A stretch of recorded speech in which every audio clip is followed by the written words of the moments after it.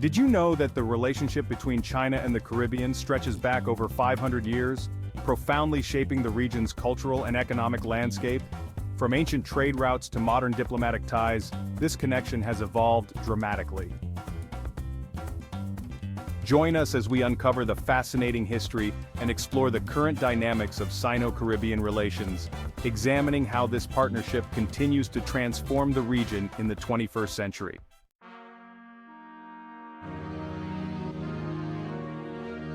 The story of China's connection with the Caribbean is a fascinating journey through time, spanning centuries of trade, migration, and cultural exchange. Our tale begins in the 16th century with the Manila galleon trade route. Imagine majestic ships laden with porcelain, silk, and spices, bridging the vast expanse between China and the Americas. This maritime network, established in 1565, laid the foundation for future economic ties between China and the Caribbean region.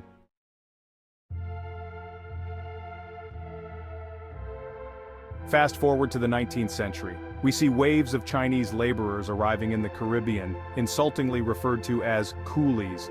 Over 125,000 of them reached Cuba alone between 1847 and 1874, forever changing the region's cultural landscape.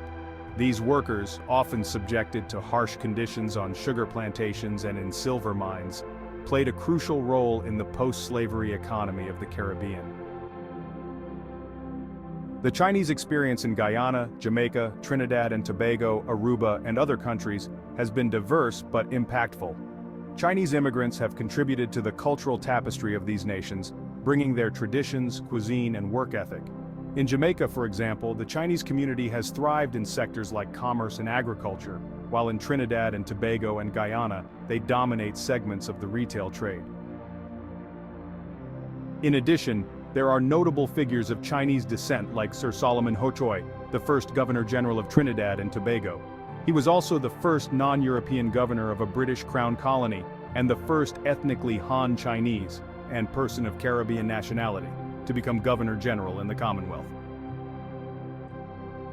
Arthur Chung, the first president of Guyana, left an indelible mark on his nation's history and exemplifies the influence of individuals of Chinese descent in Caribbean leadership.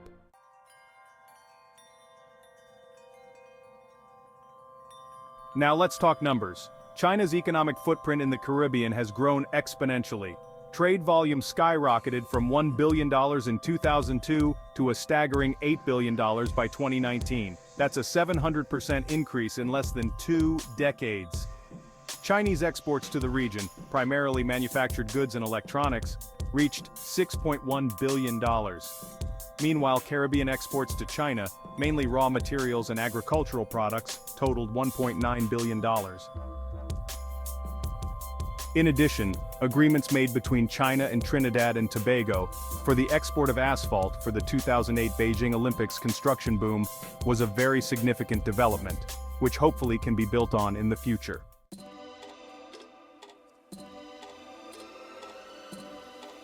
Enter the Belt and Road Initiative, China's ambitious global infrastructure project. As of 2024, 10 Caribbean nations have joined this economic superhighway, opening new avenues for trade and cooperation. These countries involved are Cuba, Jamaica, the Dominican Republic, Antigua and Barbuda, Dominica, Barbados, Grenada, Trinidad and Tobago, Guyana and Suriname. The Belt and Road Initiative in the Caribbean aims to enhance regional connectivity through infrastructure development, boost trade and economic cooperation, and facilitate cultural exchanges and people-to-people bonds.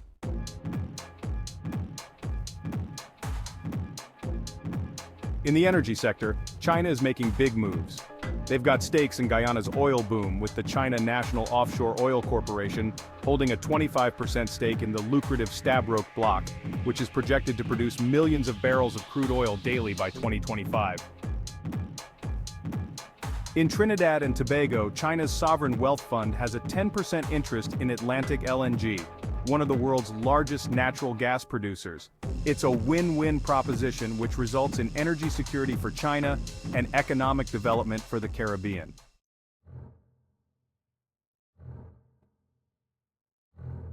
But it's not all smooth sailing. There's a diplomatic chess game at play. China is working to win over Taiwan's remaining allies in the region, offering economic incentives to switch allegiance. However, as of 2024, 5 Caribbean countries, including St. Lucia, St. Vincent and the Grenadines, St. Kitts and Nevis, Haiti and Belize, remain Taiwan's diplomatic allies in the region. This has created an interesting dynamic in the region's geopolitics.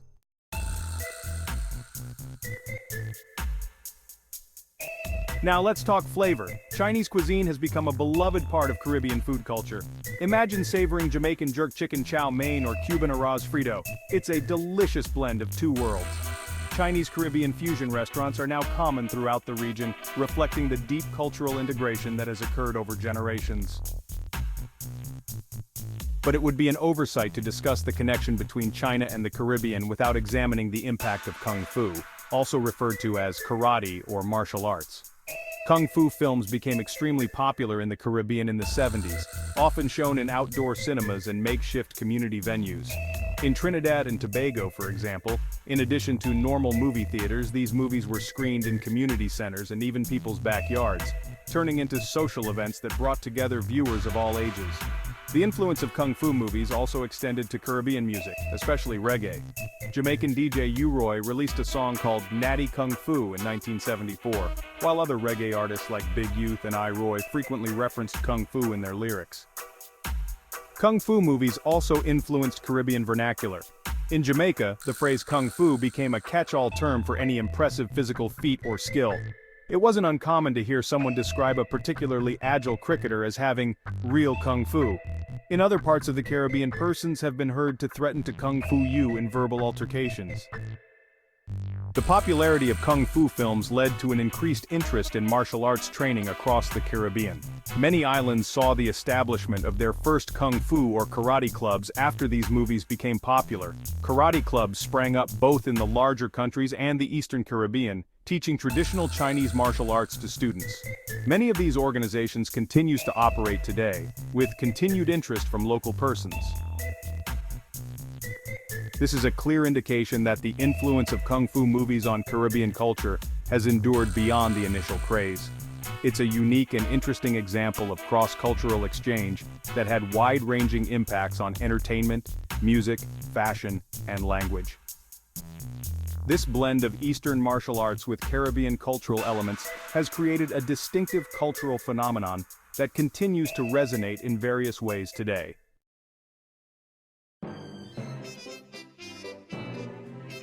Returning to more formal engagements, China is not just focused on economics. They're playing the long game with soft power too. Confucius Institutes have been established in countries like Jamaica and Trinidad and Tobago, with one reportedly planned for Dominica shortly.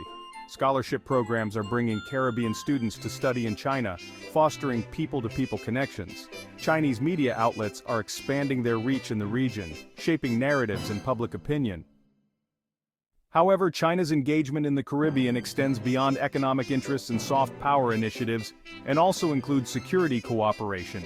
It has dedicated significant resources to regional security engagement, with military exchanges and cooperation highlighted in the second white paper on China's policy on Latin America and the Caribbean, released in 2016. Within this framework, China has provided military and police equipment to countries in the Caribbean, fulfilling their commitment to enhancing security ties in the region.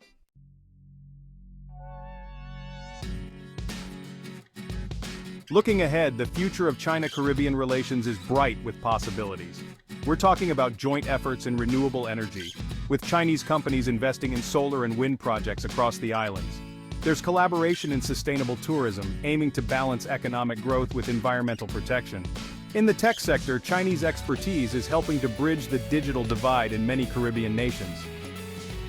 The foreign ministers' meeting between China and Caribbean countries held online on April 29, 2022, highlighted the commitment to deepening high-level exchanges, promoting economic recovery post-pandemic, strengthening medical cooperation, enhancing people-to-people exchanges, and cooperating on climate change.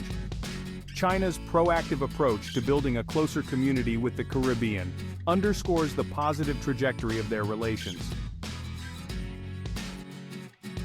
Of course, it's not without challenges. Caribbean nations are walking a tightrope, balancing their growing ties with China against traditional relationships with the US and Europe.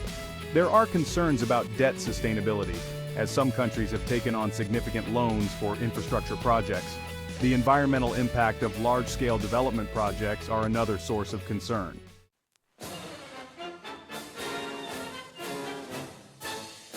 Nevertheless, the recent visit of an official delegation from Dominica to China, led by Prime Minister Roosevelt Skerrit, is an ideal example of the expanding bonds of the China-Caribbean connection. This visit was conducted from March 23 to 29, 2024, and marked the 20th anniversary of diplomatic relations between the two countries. The event was significant for several reasons, including the strengthening of bilateral ties and discussions on cooperation in various sectors. During this visit, Prime Minister Skerrit met with Chinese President Xi Jinping and Premier Li Qiang.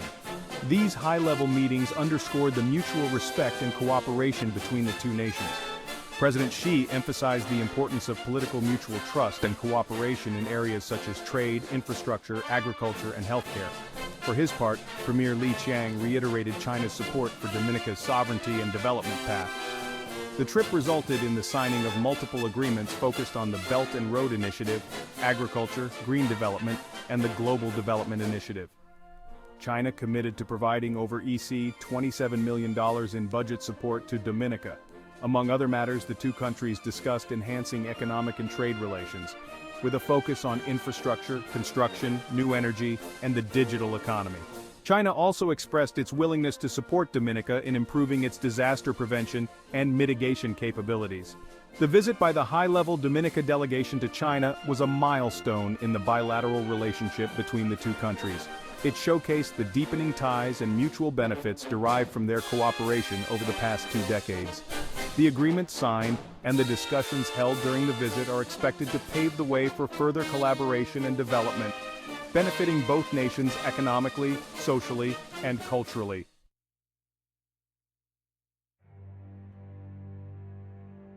As we wrap up our journey through the China-Caribbean connection, one thing is clear: this relationship is far from static. It's a dynamic, evolving partnership that continues to shape the economic, cultural, and political landscape of the Caribbean. From those early trading ships to today's multi-billion-dollar investments, the story of China and the Caribbean is one of resilience, adaptation, and mutual benefit. In this global age, as the balance of power shifts and new alliances form, the China-Caribbean relationship stands as a fascinating case study of cross-cultural engagement and economic diplomacy. It's a testament to the power of historical ties, economic cooperation, and cultural exchange in building bridges across vast oceans. As we look to the future, one can only imagine how this relationship will continue to evolve, shaping not just the Caribbean, but the wider geopolitical landscape in the years to come.